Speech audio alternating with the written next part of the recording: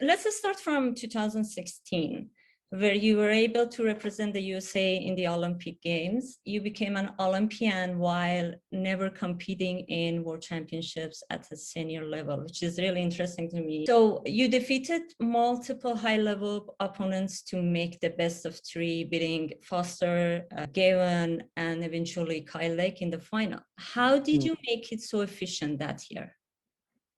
I think that I just had like a pure conscience about what I was there for. You know, I think, and a lot of people don't believe me, but part of me, like, I know for a fact, like, and then my college coaches at the time, because I was still in college when I made my first Olympic team, I actually didn't want to go to the Olympic trials. And so my college coaches pulled me into the office, had a meeting, and were like, you got to go, like, you had a great year, you know, you can make 86, we can do something. And I told them, all right, well, I'll do it.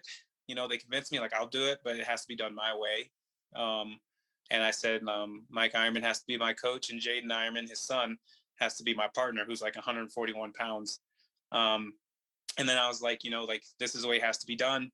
And just going there, the only thing on my mind was there was a lot of negativity as far as with like social media was concerned. Like, a lot of people didn't believe that I could even win the bracket. I was going in ranked 9th. You had guys like Kyle Dake, Ed Ruth, Keith Gavin.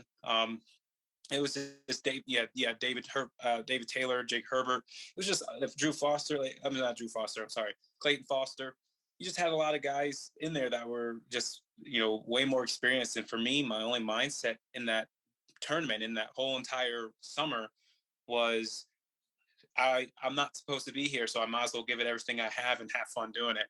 And that kind of, I guess, freed me. You know, it allowed me to just wrestle for the sake of what wrestling was, and that's just have fun and see what happens, you know. And plus, it was a whole nother experience. It was a style that I wasn't completely familiar with. You know, I'd done it a few times throughout my career here and there, but I didn't dedicate my time and my training to it. So just being able to, you know, just say, like, all right, I want it done my way, and I'm going to do it with fun and love in my heart, and go out there and have a great time.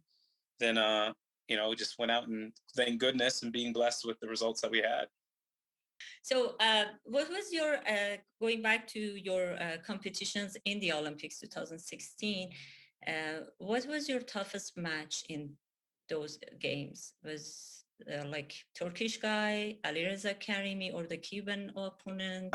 I would probably have to say that both Turkey and as Yassar and Perez were both, Salas Perez were both very tough to compete against. You know, Yassar had a very different feel that I'd never felt before. I guess in America we just call it, they have that, like, that foreigners feel. It's a different kind of stance, different feel when you tie up. Salas was just very one of the strongest human beings I think I've ever put my hands on.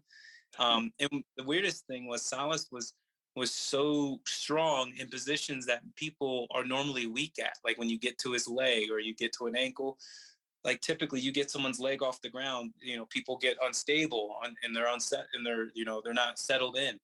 But for him, it was like it was his home, and it created a lot of scrambles and a lot of difficulties finishing on him. Probably one of the toughest competitors I've had, not only at the Olympics, but through my career.